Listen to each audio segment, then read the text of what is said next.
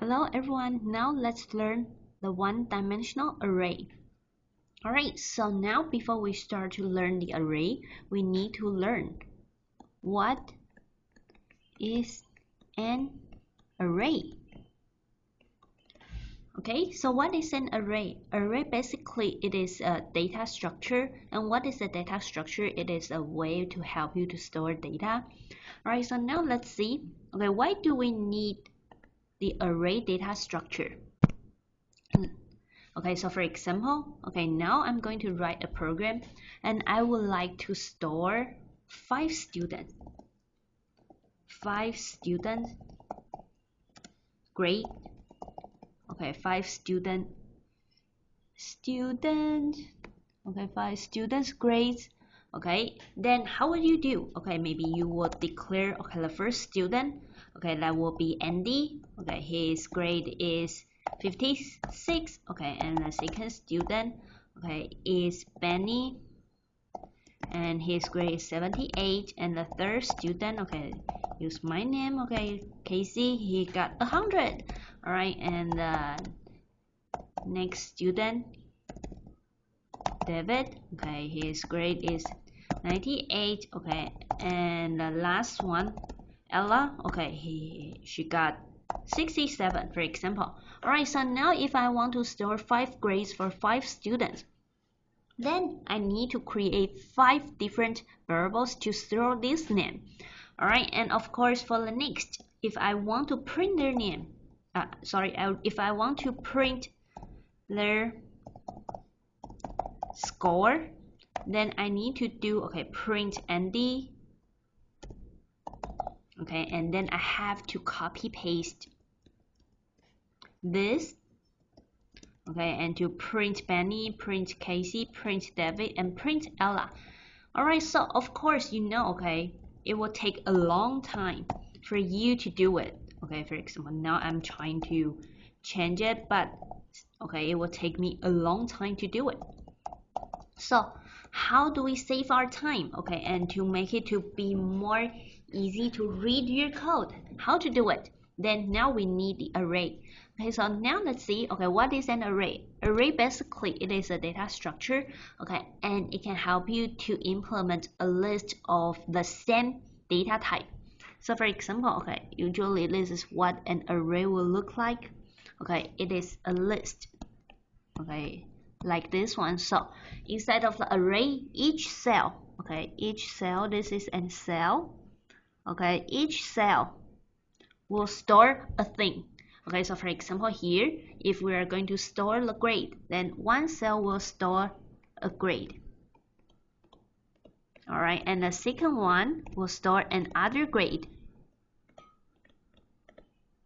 And the third one, it will store another grade. Okay, and so on. Okay, so according to this, you will know, okay, this array, okay, we say this is an array.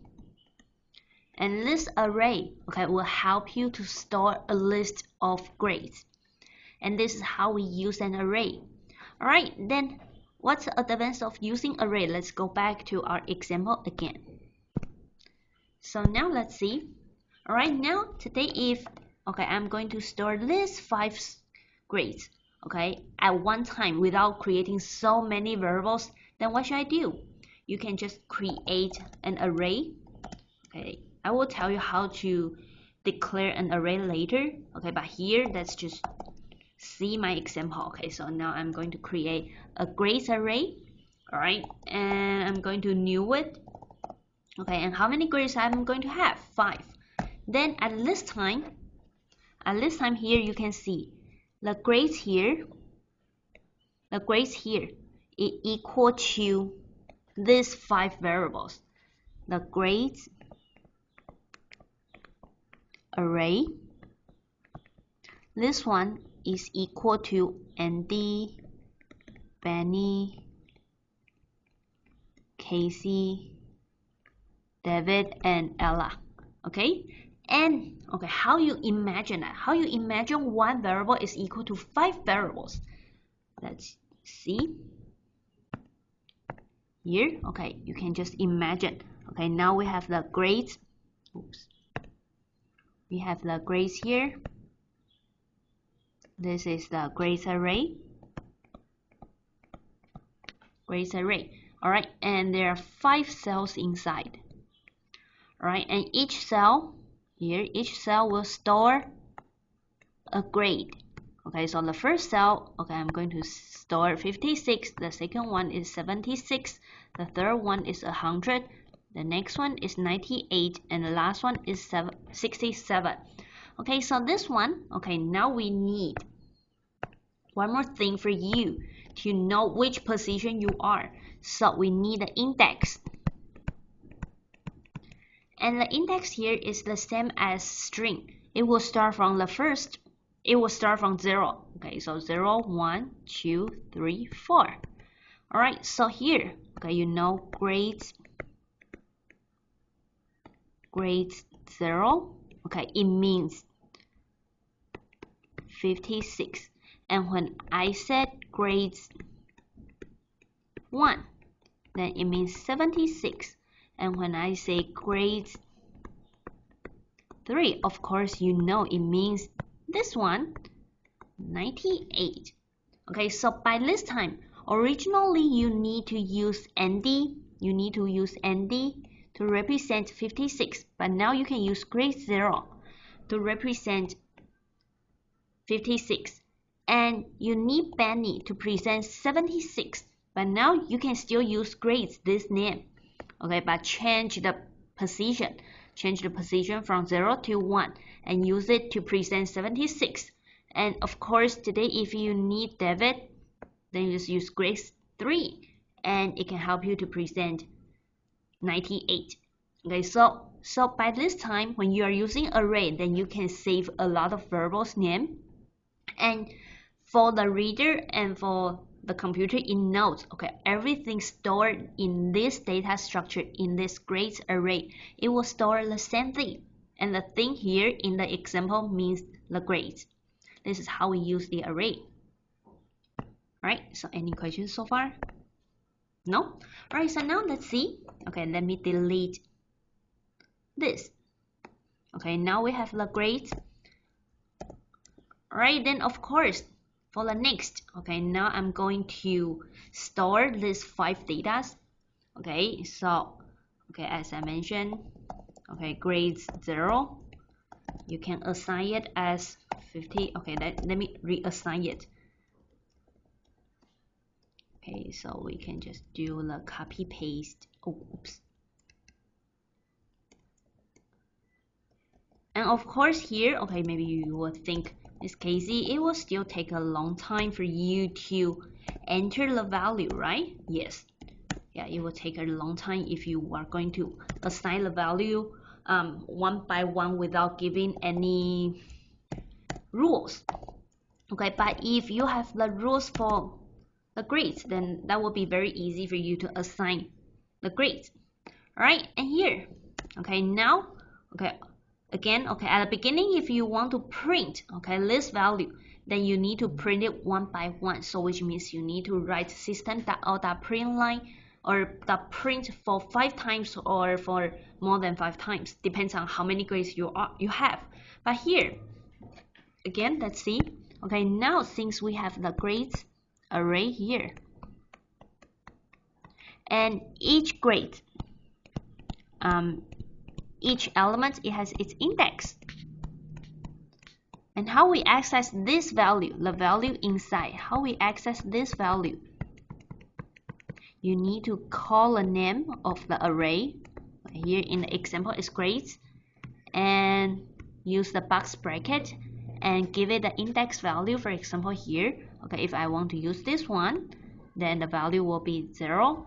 And if I want to use the second one, then the value will be 1. Okay, and so on. So here, okay, you just need to change the index value. Then you can access different value from the array. So according to this,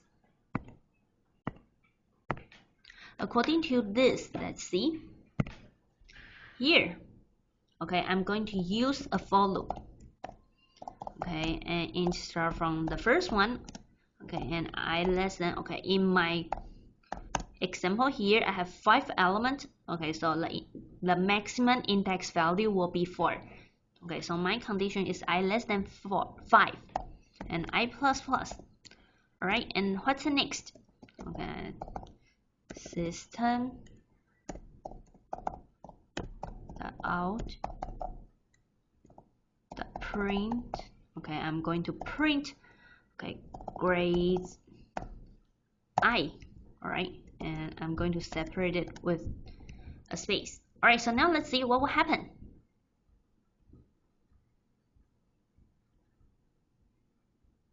All right, see, okay, you can print the grades one by one.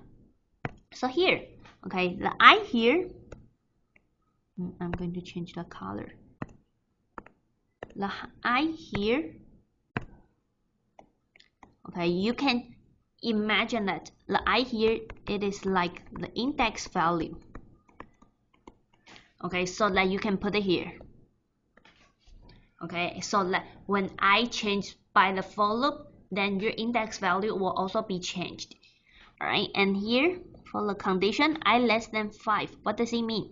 Okay, since I have 1, 2, 3, 4, 5. Okay, so my index value, okay, my index value will be between 0 and 4, and 4 is inclusive. Okay, so of course your I can be less than 5, or you can write I less than or equal to 4. Either way is okay. And since I want to go over every single element in this array, so I do I plus plus. So again, let me draw the array again. Okay, this is my array, and the first one, the value is 50, 45, 67, 98, 23, and the index value again. Okay, you need to be careful with the index value and the actual value. The actual value is the value inside of the box, the cells, and the index value is the position. Okay, so here, okay, if I want to access this one, if I want to get 50 out, then you should call grades 0. Okay, so grade 0, it will equal to 50. And grades 1, it will equal to 45. Okay, and so on.